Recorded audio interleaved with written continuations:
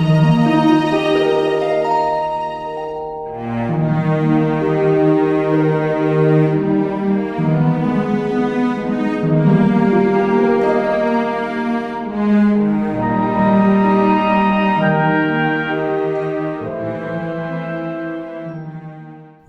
et ses haricots.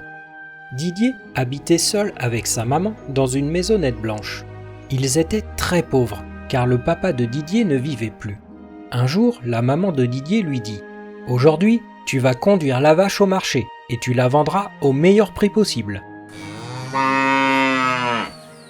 Didier revint à la maison et raconta à sa mère qu'il avait vendu la vache à une vieille femme contre un sac de haricots. La mère en fut si fâchée qu'elle jeta les haricots par la fenêtre. Lorsque Didier se réveilla le lendemain matin, il fut stupéfait de voir un énorme pied de haricot pousser sous sa fenêtre, juste à l'endroit où sa mère en colère avait jeté les haricots magiques.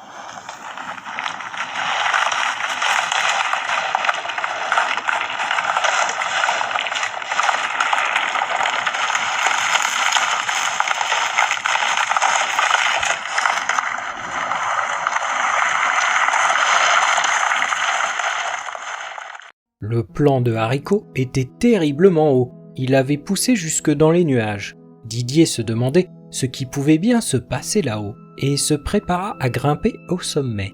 Il ne prêta aucune attention à sa maman qui le suppliait de descendre.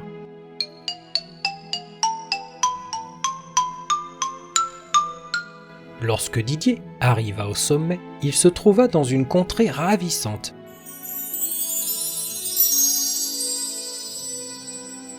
Les fées le conduisirent à la porte d'un énorme château où vivait un méchant géant.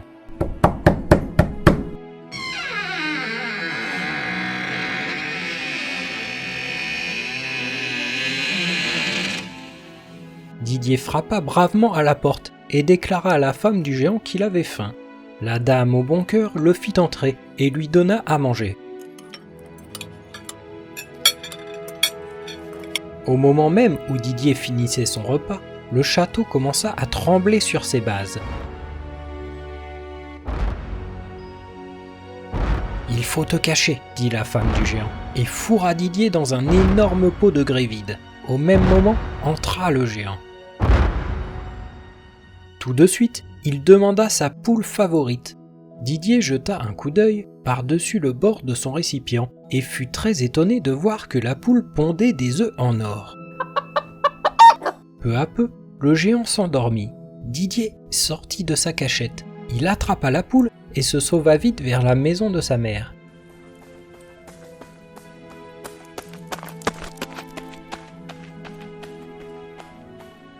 Le lendemain, Didier revint vers le château et vit le géant très affairé à compter son or.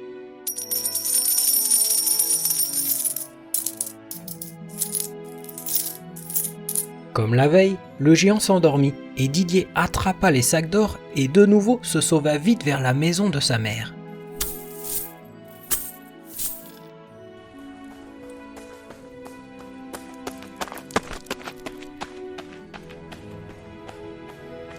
Le troisième jour, Didier se rendit une fois de plus au château et vit le géant jouant sur sa harpe en or.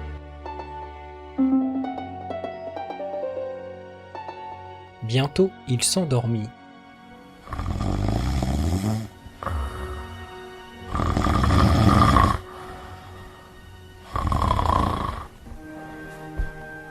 Didier essaya de se sauver avec la harpe, mais c'était une harpe magique, et elle se mit à crier « Maître, maître !» Cela réveilla le géant, qui, furieux, courut derrière Didier.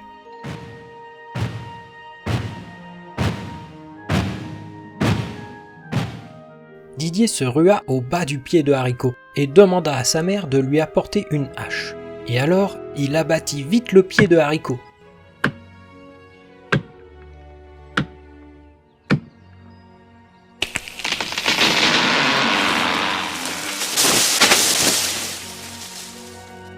Le méchant géant fut précipité dans le vide.